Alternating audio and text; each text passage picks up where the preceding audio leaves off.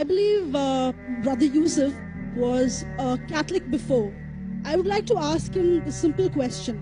He was brought up like a Catholic, but what made him change?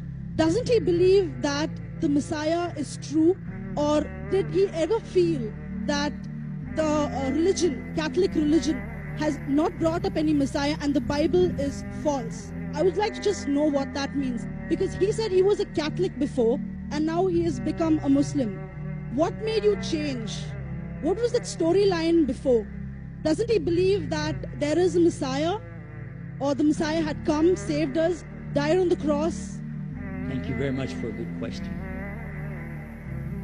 I hate to disappoint you, but I wasn't a Catholic. But I was with a Catholic priest the night that he accepted Islam. And I asked him these questions you asked me. Because after all, I was still a Christian, a preacher in Christianity, and I wanted to know why my best friend, a Catholic priest, had converted. That's a pretty weird thing. A Catholic priest is not like a regular preacher in the Protestant religion. A Catholic priest has given up everything. He's given up his life to be a Catholic priest. When he enters into this realm, he's basically given away everything. He can't have a wife, he can't have children, obviously no grandchildren. He has no home, he just lives in a rectory or wherever they give him a place to stay. And he's sent wherever they tell him to go, do whatever he's told to do, and that's it. And he cannot disobey the Pope, otherwise they can kick him out of the religion, and if they do, he's excommunicated and he goes to hell forever. So how would a person like this want to become one of those Muslim terrorists? That's what I wanted to know. He explained in a very few beautiful words something that I came to learn for myself. He said that he was sincerely in the Catholic religion because he believed in God, that he had studied, his degree was in theology, and a part of the teaching that they as priests have is to study Islam. Every priest is forced to study Islam. Now you may not know that, but you can ask your priest and he'll confirm it. And when you study Islam, even when Islam is taught to you by somebody who hates Islam, as long as they don't corrupt it too far, you can still see the truth in Islam. A classical example happened to me just recently when I was in Saudi Arabia.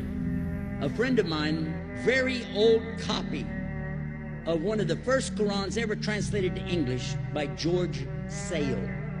George Sale hated Islam, he hated the Muslims, but when he translated the Quran to English, he was true to the text of the words. Although maybe not getting all the meaning, he certainly was true to the text of the words. I was shocked when I read it. Have you seen it? You know what I'm talking about? Amazing. And listen to this. George Bernard Shaw, for instance, is one of many, a long list of people who read this and realized the truth of Islam. When people see the truth of Islam, it can change them if they want to be guided. If they want the truth, it can change them. You might think, I'm a Catholic, I'll never be anything but a Catholic. But I'm going to ask you a question, and I want you to be honest. This is not for you to, start a debate, but just be honest. Was Jesus a Catholic?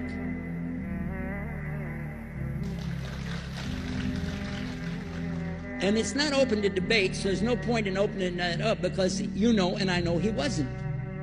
The Catholic Church was in business about 300 years before Jesus was born. It's on their website. Don't go like this. It's on their website. That's where I took it from. The Catholic Church was really started in Rome by Alexander the Great. Do you know what the word Catholic means? It means universal. It was the universal church for the Roman Empire. If you didn't join it, you could not be a Roman citizen.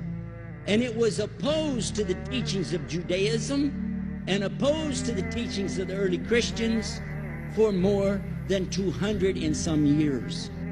And they were diametrically opposed to each other to the extent that it was the Romans killing the early Christians.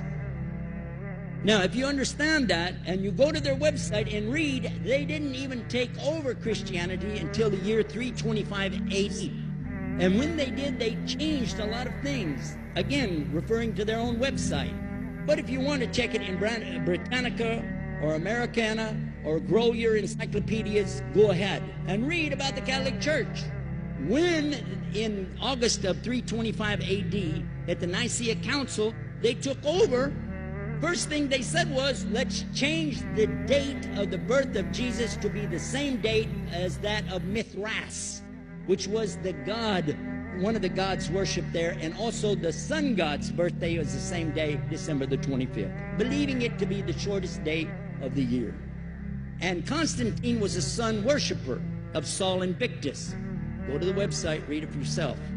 There are a lot of points, but not the least of which, even today, if you go in any Catholic church, and I have, you'll see so many portraits and statues and idols and images throughout the whole place, that for the one who's never experienced that, for a Muslim who knows about these images, he'll be like, whoa, a'udhu billah. Whoa, what's this? The first time I walked in a Catholic church, I was about 10 years old.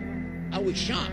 I was shocked at the idols and statues everywhere, because in the Protestant religion, we were brought up to believe that the second commandment was just as important as the first commandment. The first commandment in the Bible, in Exodus, is the same as the first commandment in the book of Deuteronomy. It says, I am the Lord your God that brought you out of the land of Egypt in the house of bondage. You know no other God beside me. Beside me there's no other gods. Thou shalt not have any other gods beside me. How many in this room agree with that commandment? Raise your hand. You notice the Muslims are raising their hand because it means Ashhadu la ilaha illallah. That's the first commandment for us as well. The second commandment you have clearly says, thou shalt not make any idol, any graven image of anything that creeps upon the earth, swims in the sea beneath, or flies in the air above. And I was sitting in a church one time, sitting there in the morning service, watching, the preacher talking. And, they go on and on and on. And sometimes you lose your train of thought. I was looking. Whoa! On the front of the podium, there was a fish. A fish. For the symbol, make you fishers of men. They had a fish. I said, whoa. Then I looked up above his head at the big stained glass window, and it had a dove. And he had the olive branch in his mouth. The dove is flying, the bird, I said, whoa. And then I look over here, and there's a cross with a man hanging on it. And I said, wow, they didn't miss a single one. They got them all. Something walking on the earth, something swimming in the sea beneath, something flying in the air above. So look at these two things. Clearly, the first two of the 10 commandments, bang, bang, boom. Because if you said God is more than one, where did you get it from? When Jesus is talking to his own companions and they ask him, what's the greatest commandment? Mark 12:29. Clear. The greatest commandment is to know, O Israel, the Lord your God is one God. And you have to love him with all your heart and all your mind and all your strength. And this is no different from what Prophet Muhammad ﷺ was saying, the same thing to his people. Same thing I mentioned in the lecture. This is certainly for us the same. So what you see is Muslims practicing the commandments, and you see people claiming the commandments but practicing something else. And I have seen more converts from the Catholic Church than any other of the many sects of Christianity, and especially from the nuns, priests, and even an archbishop. And all of them are better than those guys and women that I see do this. They still sacrifice their whole life to get the true message of Islam, not only to you, but to Muslims as well, because we all need to know about it. But thanks for a great question.